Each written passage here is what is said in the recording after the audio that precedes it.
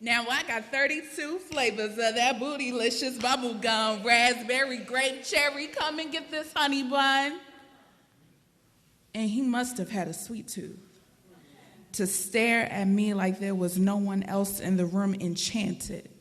That's what I would call him, enthralled. Even Anita couldn't coach him out of this rapture. He was savory. And savoring this moment to encounter me, and I let him.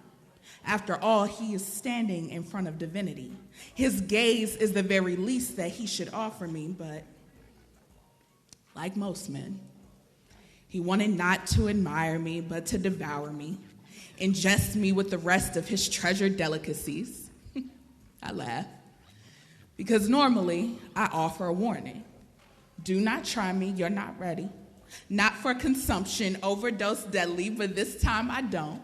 I allow him to add me to his baked collection of candy confections, and he soon learns a hard lesson that I'm not something he'll easily forget. Every tooth, I make my way down with extreme precision.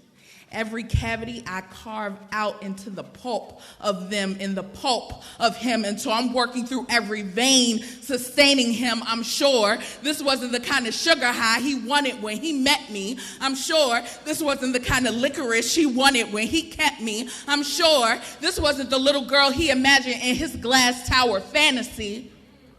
I finally understand why he calls me his snack, his candy, his sweet thing.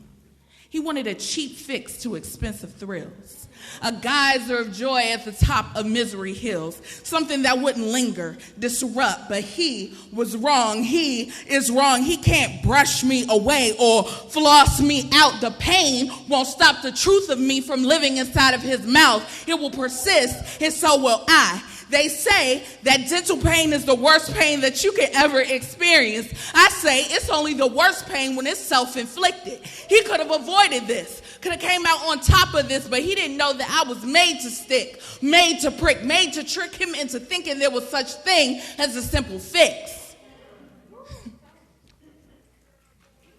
He must have had a sweet tooth to do what others no longer dare to.